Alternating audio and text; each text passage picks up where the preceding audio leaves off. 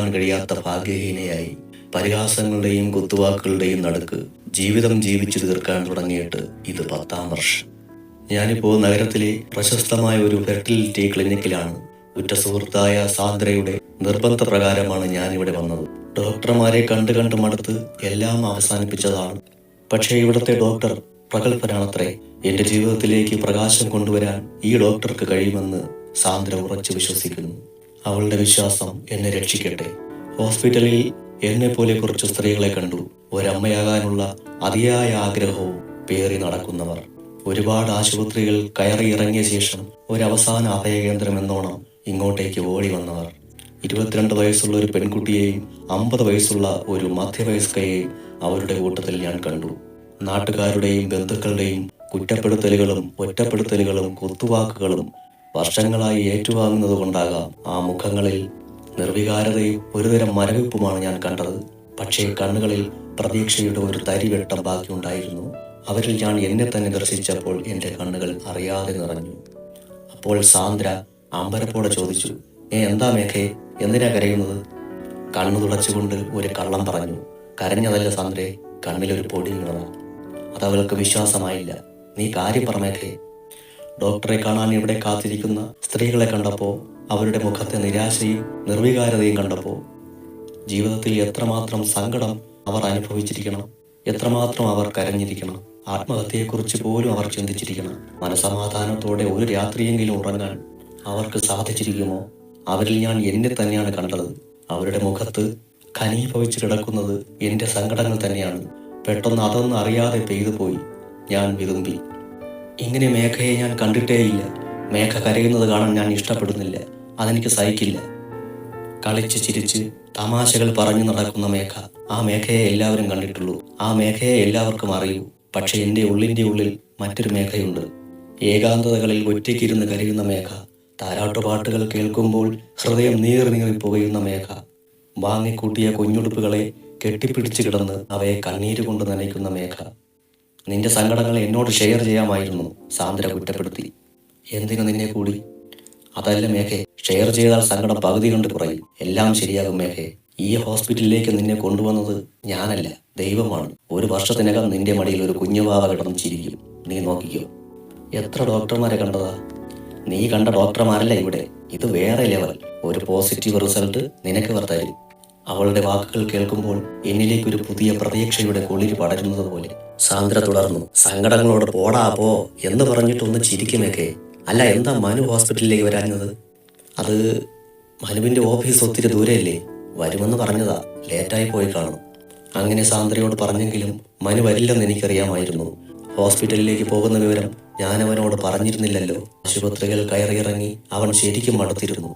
ഒരു ദിവസം ഏതോ ഒരു ഡോക്ടറെ കണ്ടു മടങ്ങി വന്ന ശേഷം അവൻ പറഞ്ഞു, ശരിക്കും മടുത്തു. എത്ര വർഷമായി ഈ അലച്ചിൽ തുടങ്ങിയിട്ട്, ഇനി വയ്യ. മനുവിനൊരു കുഞ്ഞു വേണ്ടേ? ഞാൻ ചോദിച്ചു. വേണ്ടെന്നാര് പറഞ്ഞു? എനിക്കിനി ആശുപത്രി കയറി നടക്കാൻ വയ്യ. ദൈവം തരുന്നെങ്കിൽ തരട്ടെ. ഡോക്ടറെ കാണാതെ എങ്ങനെയാ?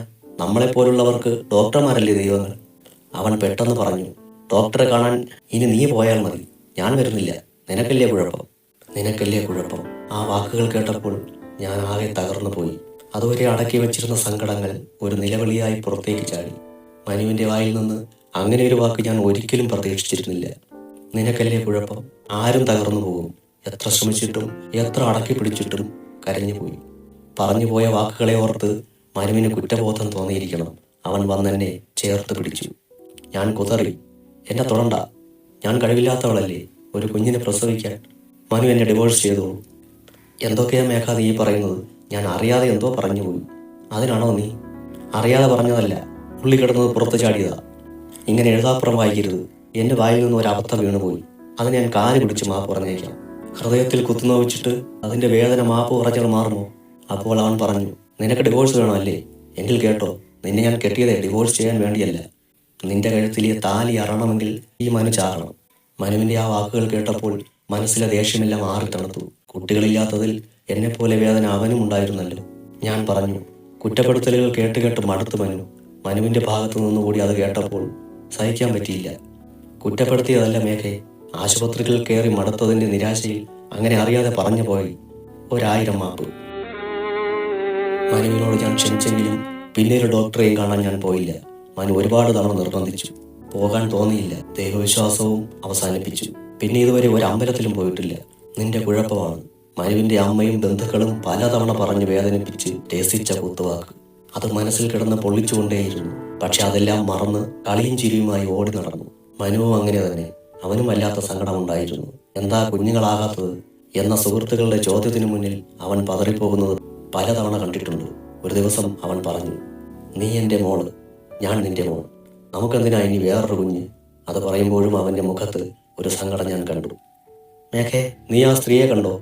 സാന്ദ്രയുടെ വാക്കുകൾ എന്നെ ഓർമ്മകളിൽ നിന്ന് ഉണർത്തി. ഡോക്ടറെ കാണാൻ കാത്തിരിക്കുന്ന മധ്യവയസ്കയെ ചൂണ്ടിയാണ് സാന്ദ്ര ഇത് പറഞ്ഞത്.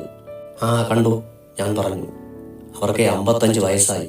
എത്രയോ വർഷമായി അവർ ഹോസ്പിറ്റലുകൾ കയറി ഇറങ്ങിയായിരിക്കും ഒരു കുഞ്ഞിന് വേണ്ടി. ഈ വയസ്സിലും അവർ പ്രതീക്ഷ കൈവിട്ടിട്ടില്ല. പ്രതീക്ഷകൾ, അതാണ് ജീവിതത്തെ ചൈതന്യമുള്ളതാക്കി തീർക്കുന്നത്. അതിൻ്റെ വെളിച്ചമാണ് നമ്മെ മുന്നോട്ട് നയിക്കുന്നത്. പ്രതീക്ഷകൾ നഷ്ടപ്പെടുന്നിടത്ത് വച്ച് നമ്മൾ ഇല്ലാതാകുന്നു. പിന്നെ ജീവിക്കുന്ന ശവമായി അങ്ങനെ. പ്രതീക്ഷകളെ കൈവിടരുത് മേഘേ. തുടർച്ചയായി തിരിച്ചടികൾ നേരിടുമ്പോൾ പ്രതീക്ഷകൾ മുരടിച്ചു പോകും സാന്ദ്രയെ. നിനക്കറിയാമോ, മനുവിൻ്റെ വീട്ടിലേക്ക് ഞാൻ പോയിട്ട് 4 വർഷത്തോളമായി. അതെനിക്കറിയാം. പക്ഷെ അതിൻ്റെ കാരണം നീ ഇതുവരെ പറഞ്ഞിട്ടില്ലല്ലോ. ഒരു പെണ്ണിനും സഹിക്കാൻ പറ്റാത്ത അനുഭവങ്ങൾ എനിക്ക് അവിടെ നിന്നുണ്ടായി. അതിനെക്കുറിച്ച് ഞാൻ പറയാം. ഞാൻ പറഞ്ഞു തുടങ്ങി. കല്യാണം കഴിഞ്ഞ ആദ്യ വർഷങ്ങളിൽ മനുവിൻ്റെ മാതാപിതാക്കൾക്കും ബന്ധുക്കൾക്കുമൊക്കെ എന്നോട് വലിയ സ്നേഹമായിരുന്നു. പക്ഷേ 1 വർഷം കഴിഞ്ഞിട്ടും വിശേഷമൊന്നും ആകാതിരുന്നപ്പോൾ അവർ അസ്വസ്ഥരാകാൻ തുടങ്ങി. പതിയെ അവർ ചോദ്യങ്ങൾ ചോദിച്ചു തുടങ്ങി. ഞാനും മനുവും ആദ്യഘട്ടങ്ങളിലൊക്കെ ചോദ്യങ്ങളെ ചിരിച്ചുകൊണ്ടാണ് നേരിട്ടത്. പക്ഷേ വർഷങ്ങൾ കഴിഞ്ഞിട്ടും ഈ ചോദ്യം ചെയ്യൽ തുടർന്നുകൊണ്ടേയിരുന്നു. അപ്പോൾ ഞങ്ങൾ അസ്വസ്ഥരാവാൻ തുടങ്ങി. വീട്ടുകാരും ബന്ധുക്കളും നാട്ടുകാരും. ഈ മലയാളികൾ സാഡിസ്റ്റുകളാണ്, സാന്ദ്ര പറഞ്ഞു. മറ്റുള്ളവരെ കുത്തിനോവിച്ചു കൊണ്ടിരിക്കുന്നത് അവർക്കൊരു രസമാണ്. വേദനിപ്പിക്കുന്ന ചോദ്യങ്ങൾ അവർ ആവർത്തിച്ച് ചോദിച്ചുകൊണ്ടേയിരിക്കും. എന്നിട്ട് സഹതാപം അഭിനയിച്ച് ഉള്ളിൽ ചിരിക്കും. വകതിരിവ് കേട്ട വർഗം. ഞാൻ തുടർന്നു. ഒരു ദിവസം മനുവിൻ്റെ വീട്ടിൽ ഒരു പൂജ നടക്കുകയായിരുന്നു.